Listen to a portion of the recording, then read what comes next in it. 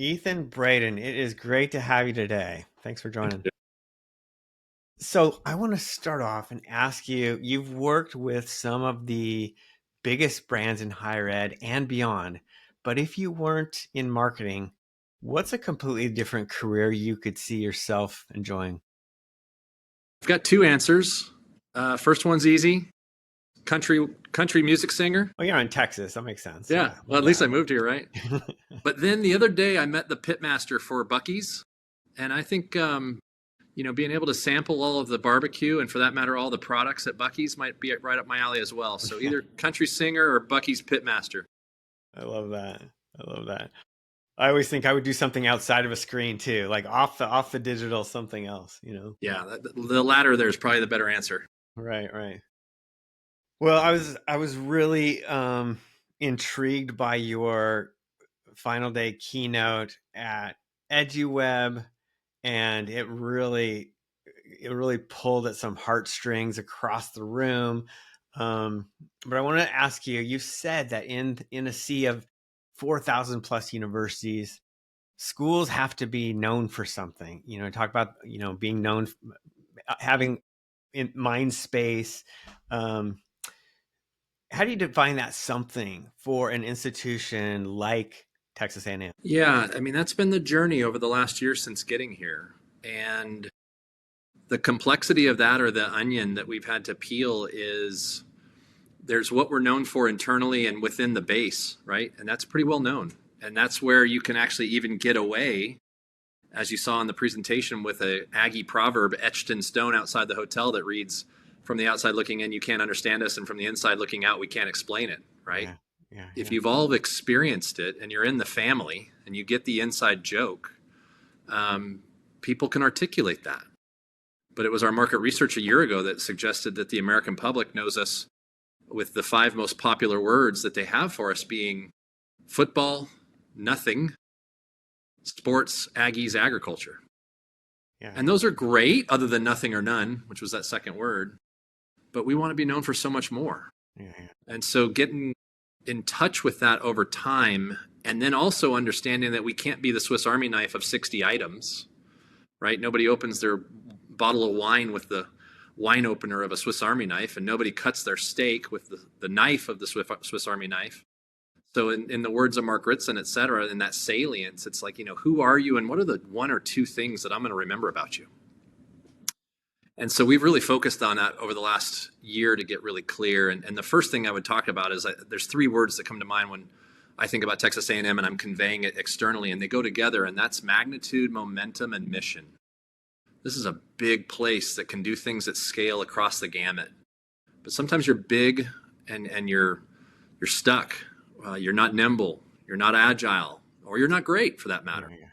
And it's the momentum and the initiative that I see here. It's the practical application that I see here, again, across the gamut, that's so impressive. But it's all then grounded in this incredible mission with 80,000 students and 600,000 former students who actually get and live and ooze our 6 core values. And so we want to be known for as a place, as a force for good. Yeah. One of the bold moves I remember from, it must have been a couple decades ago, was I never heard of Gonzaga before. And I think it was our president, I don't know, said, we're going all in on basketball. Like that's what we're going to be known for. And I've heard other schools talk about this, like, we can, but to actually pull it off and say, this is what we are, we're a basketball school. They have a lot of other things going on, but they are known as a basketball school because of this top level CMO presidential leadership, thing. I thought that was, it's really cool. So let's go back to Purdue. And I really like this because I've heard of this before I even saw you talk, that Purdue has been known as one of the most innovative organizations in the world, let alone universities. So at Purdue, you helped build one of the higher ed's most recognized brands. What lessons from that experience are you applying at Texas A&M? Yeah, a few things. I mean, I think, again, I had a friend the other day say that all things in higher education can be solved with will and resources. And we definitely had that under Mitch Daniels' leadership, right? We had the will And we find that here as well. The appetite to want to tell our story externally, compellingly and authentically and richly and boldly on our audience's terms. And then there was the resource commitment to be able to build a world-class marketing engine and go out and get some of the best marketers in the world, and then actually put the wood on the fire to tell and show people externally. If all of your dollars are caught up in your FTEs, that's fine, but you don't have the budget to compete. And we see that in System 1's research right now, right? They talk about the size of the brand, the budget, your positioning, your creative. So I start with that. But I think it's that commitment piece. It was commitment to not higher ed and communication, so to speak, as we've always known it, but it was really, let's not even worry about higher ed. Let's benchmark on what the best marketing looks like. Let's really embrace the fundamentals and the discipline of the trade. Let's get a deep human emotional truth understanding and an insight. And then let's employ that into all of our external marketing consistently, compellingly, authentically. And thankfully, we had the support and the enthusiasm to go start it and get proof of concept. And then once you show folks some results in that space, once you touch and you really get the hearts and minds, then it was, what more can we pour into this so more and more can understand who we are, what we stand for, and why they should care. I feel like seasoned leaders like you understand this, but maybe you need to sell this across the organization within the cabinet to the president, that building a brand takes time. I feel like so many cabinets want results now. How do you do that, especially if you're new to this, maybe a CMO role? Like how is that taken at universities? Yeah, that's a great point. I mean, I'm blessed here at Texas A&M in that, when General Welsh hired me, one of the things he said was, we don't know what great marketing looks like here. We don't know what it takes, and we don't know what it costs, but you do. And so I appreciated the understanding and the empowerment and the autonomy he extended to me from day one, and he has since. And I've got an unbelievable cabinet and a group of deans that also get the same. But there's the exuberance for, okay, so when are we going to start seeing the results, right? And what do those results look like? So a lot of it is educating. A lot of the time I spend with them is as a marketing evangelist, as a brand evangelist, and bringing in the works of System 1 or Mark Ritson or Byron Sharp or others to say, you're not going to lose 100 pounds overnight. And much of our brand building is in the form of exercise, or I've seen the analogy now of brand building is the protein and the activation is the carbs, right? This is going to take a little bit of time. But I've got them bought into the idea that the investment is worth it. We've been able to show them proof of concept along the way. And so then it's more about, can we invest and fan that flame for more and more? And it's a 150-year-old organization with a whole bunch of people. We learned this at Eli Lilly and Company. You can't move things of that size overnight. It takes time. It's a concept of compound interest. But I do think those early wins start to show the confidence in your competence, and from there you scale. But it is managing expectations. It's the evangelizing of what we do, and it's the showing the progress to buy that belief. It is critical, and you don't have forever to do that. Yeah, I remember at the EduWeb conference there was a question at the end, and it was from, I forget exactly how she phrased it, but she had a multi-campus institution, and every campus had their own thoughts of who they were, they wanted their own brand. And I thought it was almost teed up for you to answer this question, because you went back to your time at Eli Lilly, where you're like, it's stepping it up to this level. Talk about how that answer. I loved how you related it right back to trust and things like that. Yeah, I'm trying to remember it exactly, but we at Purdue in particular, and I was just in a conversation about this with our system. The tip of the spear is the most equity heavy thing you have, and for us that's Texas A&M University. At Purdue University, that was Purdue University, right? That's the brand, whether it's Virgin or Disney or whatever it may be. And so you have to look at it as a portfolio. And yes, of course, you're going to have localization within. We have 16 colleges. And the personality and the objectives, for that matter, of the College of Education versus our business school may be different. But the thing that unites us is Texas A&M University, and it's where all the brand equity is. And so I think it's that piece of, do we understand the portfolio, and do we understand portfolio marketing enough to say, We're all going to fall under that banner, but we have to have enough freedom within the framework to then localize a bit to achieve our objectives. Great brands are run globally, or at least created globally and then localized locally. We saw that with brands at Eli Lilly and Company, but Cymbalta in the US and Cymbalta in China and Cymbalta in Brazil, if you've got a doctor going to a conference in those 3 countries, they better see the same thing. Now, it may be expressed a little differently, but the swoosh is the swoosh is the swoosh. Yeah. And so how do you help people understand that it's not about necessarily being different, but actually it's about being distinct and being remembered and recalled and relevant. And the most powerful thing we have is 150 years of the association with Texas A&M, just as you would at Disney. Can we get under that banner? Is there enough freedom within that framework to localize, but always be authentic and consistent in what we're trying to drive? Yeah. So you talk about the 150 years, and you've been at some pretty prestigious schools. How do you balance celebrating that tradition with pushing for innovation within the brand? Yeah, I mean, that's the key. We were at the Fast Company Innovation Festival, the Fast Company Most Innovative Companies Summit and Gala a few months ago. We're going to the Innovation Festival next month. And our president and our dean of our Performing Arts and Visualization Fine Arts College were asked that exact question. And I think that is the trueness that you have to establish. We have incredible traditions and values and history, and that unites us. That's the pillar that we lean back on at times. We stand for pride and patriotism and fun and family, but there's also this element of relevance.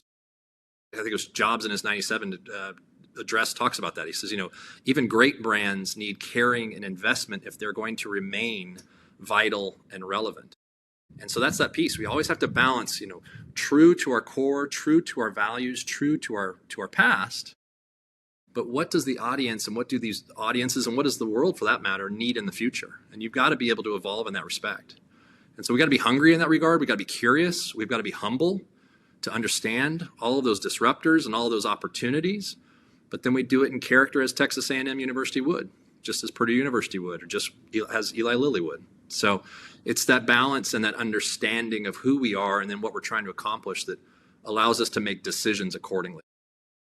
I would argue it's more important than ever right now. I mean, it maybe sound a little trite these days, but because we're in this perfect storm of so much private competition, so many other ways people can learn, there's certificates we're keep competing against. There's now even policy is affecting budget more than the enrollment cliff is affecting budget. So what do you have? You have your brand. Your brand is even more important now because of all these underlying tactical, challenges I guess we have. Yeah, I think I love the word relevance, right? Are we empathetic and humble and curious enough to understand deeply at all times what audiences need, and as those shift, how do we address their needs, their motivations, their aspirations, their tensions, their frustrations, and can we do that in a relevant and powerful way better than others? And are we in touch with that, right? Are we really putting ourselves in their shoes as to what they need versus maybe how we've always done it or how we prefer to do it? And that's in online, that's in the speed of a degree, that's in core curriculum, that's in cost. I mean, it's all over the gamut. But we have to be relevant or you're Blockbuster or you're Kmart or, you're not Amazon. Yeah. I was just thinking of this, maybe I'll go off on a tangent here, but my daughter just got into UC Davis, vet med school. Terrific. One of the best in the country for veterinary medicine. And it's not too far away from where we live. So I drove down there last week to go to this white coat ceremony. Never heard of a white coat ceremony. Guess they didn't exist 20 years ago. And I sat through this and I was kind of like, okay, what is this? First of all, 155 students out of 2,300 got into this program. We sat through this hour and a half program. They had an amazing catered reception afterwards. And then I'm like, that's brand. This event is brand. They've learned how to pull this off. This is why we're going to universities. They did this little thing, like it's quite an event, but you can tell they've done it forever and ever, that all the families were there. They flew out for this. And there's even more now accountability for these students, which have an incredible, graduation rate and placement rate out of this program. I think it's 100%. You're like, okay, this is what you get when you go to, this is brand right here. That's exactly right. And congratulations to your daughter. That's amazing. I saw that play out as cool as I've ever seen last April when I was invited to give out rings on ring day. And getting your Aggie ring here is equally, if not more special, I think, than graduating. And so seeing families come and having somebody like myself, just break out the ring, present the ring, but then have the family put it on his or her finger. And that pomp and circumstance and the meaning that ring casts for the rest of their life and that affiliation that they're joining, right? They don't just want the degree, they want to be an Aggie and they want to be a Texas Aggie. Exactly. And that's brand. That'll carry with you forever. Yeah. You've led marketing teams that have produced award-winning content with millions of views. What's the secret to creating work that resonates at that scale? Yeah, I don't think it's trite when I say I do believe there is the art and there is the science, right? So we have amazing storytellers here. I had amazing storytellers at Purdue, and it starts with that. It starts with the insight. It starts with emotion. It starts with the authenticity of understanding our audiences and what we're trying to speak to. And so that's in the form of content, in the form of creative, in the form of being emotive and touching human nerves. And that can't be undersold. I've spent different careers or different parts of my career either trying to turn up or turn down emotion. And I certainly prefer the environments where the challenge and the opportunity is to turn up the emotion. So there's the art. But there's a science. And a good example of that is what we've done with YouTube, right? You can think you're the best video storyteller in the world, but you better understand the ABCDs of YouTube for its success. And you got to understand the distribution to go and be invested in that if you're going to play in the paid world to be successful there as well. And so my team over the last year has learned that. When we dropped our commercial last year, I told them, I said it was Labor Day weekend, and we premiered it during the Notre Dame Aggie football game. And I said, okay, we're going to drop it Thursday. By Tuesday, I want 1 million views. At A&M, we've had one video in 13 years hit 1 million views. We had 1 million, maybe 2 within the week. We had 5 million within the month. And that video is now sitting at 25 million. Wow. And people were shocked that you could do that. Yeah. But if you understand the art and you understand the science and you make the investment, you absolutely can do it. And so we need the storytellers. We also need the tacticians that understand the job's not done until the job's done. And so I think the distribution is just as important. That commitment as a brand manager to see it through, not we just hit publish, but actually to see it realize the goals and the results that you want. That science piece, that understanding, that refining of your craft is a very important side of the coin. That's a great point. I hadn't really thought of it. I always thought, I've known this recently, but like, do something so great, everyone just finds it and goes viral. But it's you need that. You need the creative, great content, but you also need to know the details and having the persistence of getting the right delivery set up too, right? Yeah, we've got a great example of that quickly, and that is, a lot of our views are through paid, and somebody might say, well, that's through paid. That's not authentic. And you go, hold on, we're buying the clicks. But when they watch on average 95% of my videos, the content kept them. And so that combination of being able to get in front of the person, but then to keep them and see average view durations of 80, 90, 95%, that speaks to how powerful and how great, quite frankly, that content is. Yeah, and if they liked it, they probably shared it if you grew that fast too. Yep, absolutely. So that's proof right there.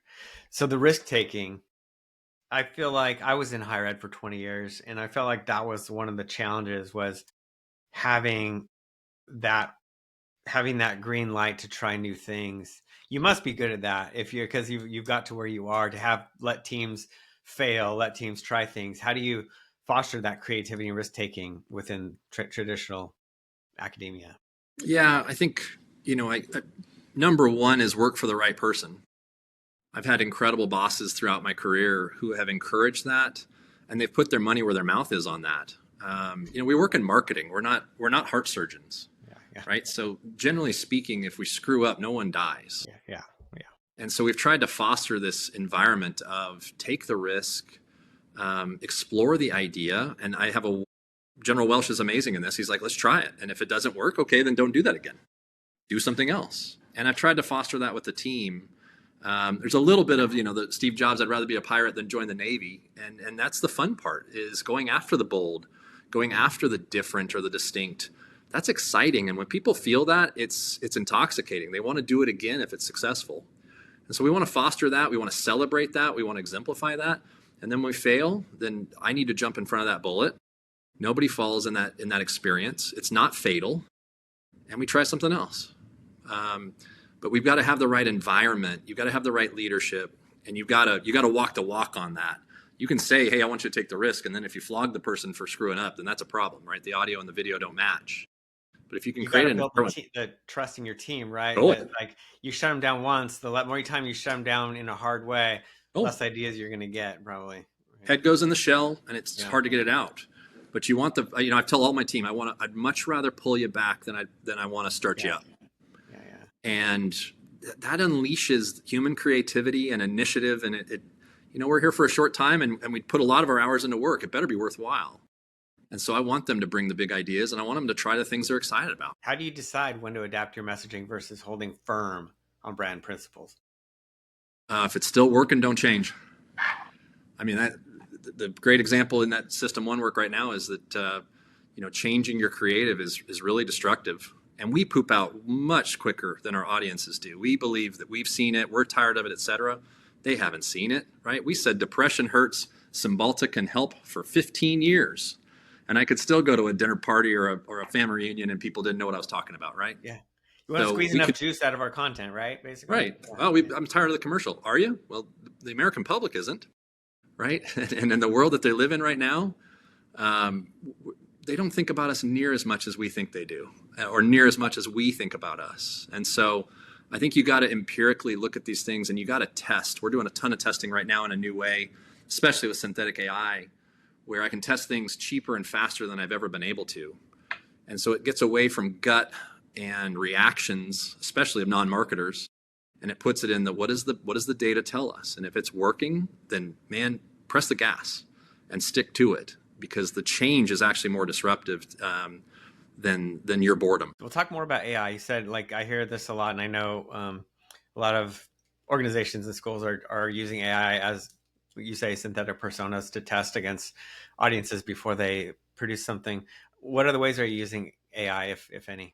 Yeah, more every day, which I'm loving. We just had an incredible address. So we're working on our 2040 strategic plan right now. We had 250 individuals in a workshop all day of our 9 committees, and George Siemens came in and just blew our minds. We were supposed to have Sal Khan as well. Got sick. That was too bad. But George Siemens just blew our minds in this space. But I was just telling a colleague, my perspective on the role and the importance of AI has evolved incredibly in the last 60 days and yesterday for that matter, right? So anything from it's my sparring partner strategically now as I rebuild the organization, as we think about who needs to do what job and how that jives, I'm using it as a strategic thought partner. Content creation or content iteration. So I don't want to give away all of it, but I'm using it strategically in the content creation. I want our people to. One of the things we're talking about right now in hiring is I'm only going to hire those that are AI serious and AI curious, because if we don't, we're going to get left behind. But I think the most exciting is what we're seeing right now in the market research space, right? If you look at the folks at Evidenza or some of the other firms in that regard, I'm blanking on one of them, but what we can do now with synthetic is so much quicker and so much cheaper and yet equally reliable that you used to reserve market research to the biggest tasks or the most difficult. Now I can test naming in 4 days. I can test my new video script. I can test the actual video. And we're doing it cheaper, faster, reliably. And so it's making us better in that regard. And I'm loving that piece. Yeah. At Lilly, it was a pain in the butt to try to get 1,000 endocrinologists to come in and talk to you. And it was very expensive, and it was very laborious, and it was very time consuming. I can do it in 2 weeks now. Now, granted, I've always said to students, we can get them for pizza. But I'm not that focused right now on the student reaction. I'm thinking about the national public and national conversation. And so to simulate that quickly and to simulate that efficiently is incredibly valuable to our decision making. And so bringing that into the mix has been awesome. Since you have so much experience creating incredible videos, I want your take on the debate or the idea of creating so text to video using some of these tools like Google's VO2, and there's so many out there now that can create incredible video from text, but there's synthetic people in here. And what's your thought on using those tools to create university marketing messages? I mean, I think we're not giving up the control. It's here to make us better. It's not here to replace. And so when I say that, it's fine, but at the end of the day, a human needs to be in control. A human needs to evaluate, does it hit the mark? I just saw a creative the other day with what was it, 3 horses and 2 horse heads, right? Like it can be inaccurate. And so it's got to be an augmentation and an asset to our human creation, but we can't become just completely reliant on it. And so the final check on that is, does it hit the mark? Yeah. And if it's inauthentic, that's a great way to really kill your resonance and your impact. They would use an example yesterday. I won't cite the university that they talked about, but think about writing an apology letter to your campus on something heartfelt, tailored, supposed to be contrite, and then at the bottom you read, written by ChatGPT. That kills all the authentic, the integrity of the messaging. It's the same thing in video. If it's seen as synthetic, it may not be, it may not have to hit the mark that you're looking for. Yeah, down to actually how that plays out. I think my thought is that I got to go back and make fun of all the drug companies, their ads, because I feel like they have B-roll in the background and their message in the front, right? It can replace the B-roll right now. No one's going to notice the horse jumping around the background. But yeah, if you have a student talking to you about their connection at the university, and someone feels like that's an AI person, that's just not going to fly. So you're right. It could happen. It could come someday where, gosh, they really pulled it off. That does seem authentic, but it's not. That's a good point. Yeah, not quite there. Well, tell me, and I saw some of this in your presentation. I loved. I think it was, if I remember right, a Google ad that made people start crying.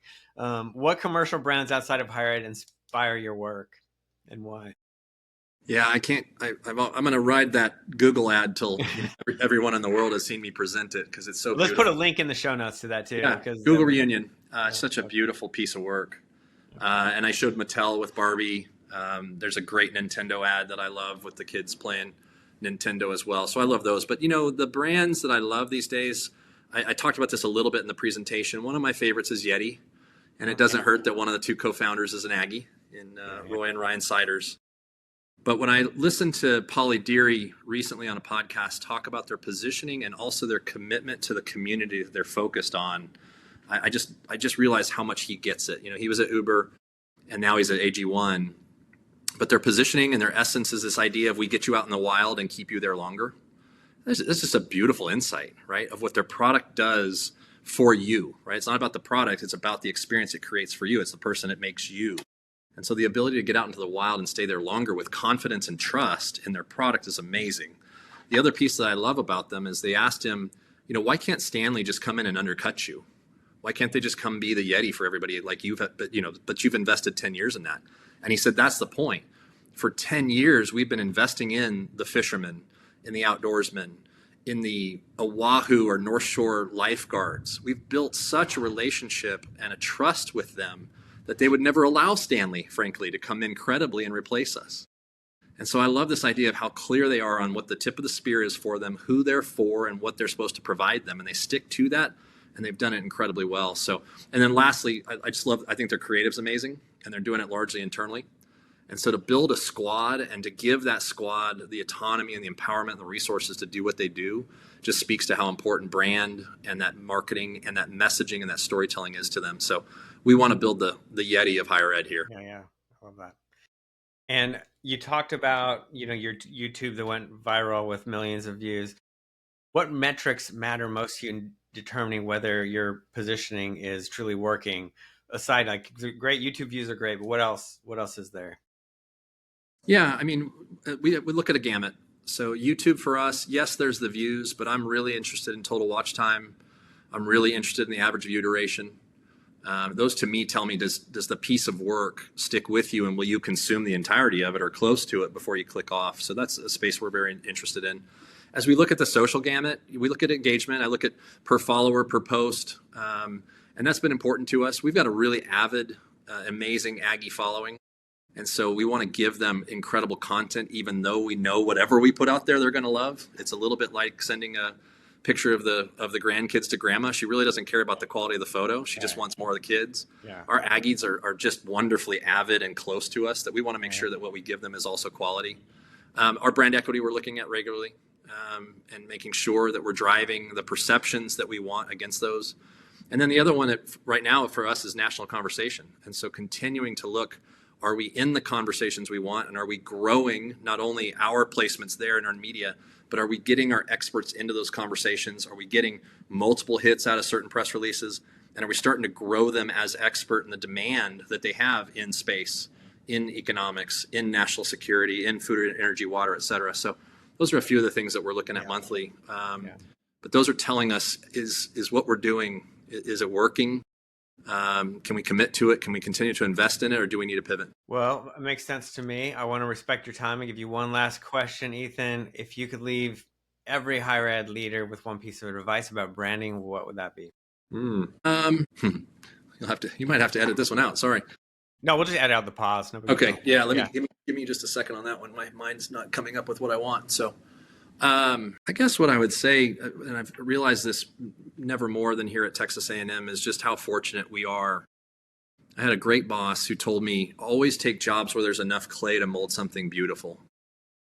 And there's just stories and individuals just rampantly on our campuses that the world needs to get to know, and we need to get to know. And so I'm really interested in the people these days that are curious and that want to go find the oil and refine and share with the world the people and the innovations and the change and the difference that we are making on these campuses left and right. I think higher ed's an incredible space. People ask me why I came to it from pharma.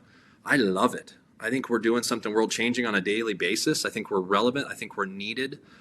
And these places can be crowded or commoditized if you let them, and they're not. And so I think the storytelling, the curiosity, that commitment to get out and find those stories, unearth them, and share them masterfully with the world is what I want to see more and more of. And I want to see people do that with passion and their craft and creativity, so that it will make the difference that I think this sector can. We have so much clay to work with to mold something beautiful. It just takes the initiative, I think, and the curiosity and the commitment to go do it. And when it comes together, we make a giant difference. Yeah, I love it. Well, I will put links to Ethan's LinkedIn and that cool commercial and Texas A&M in the show notes. So thanks for being here. It's great having you on, Ethan. No, thank you for the opportunity. Really appreciate it. Welcome to another episode of the EdTech Connect podcast. I am really excited today to have a marketing savant that I saw speak at a recent conference here with us today.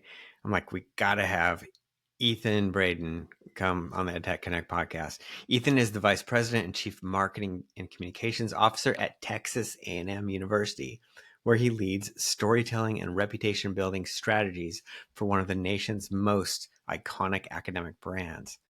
According to Texas A&M's president, he champions positioning, promoting, and protecting the Aggie brand on a global scale. Named 2023 Content Marketer of the Year by the Content Marketing Institute, Ethan's work has been featured in Fast Company, The Washington Post, Ad Age, and NPR, which called him the top dog in higher ed marketing. Before Texas A&M, Ethan served as Executive Vice President and CMO at Purdue University, where he helped transform Purdue into a nationally recognized brand. Brand That Matters honors 3 years running from Fast Company and recognition as one of its most innovative companies. His leadership drove over 55 million YouTube views in 2023 alone. Prior to higher education, Ethan spent more than a decade at Eli Lilly and Company, launching billion-dollar brands like Cymbalta and Jardiance. He holds an MBA from the University of Notre Dame and a BA in economics and Spanish from Willamette University.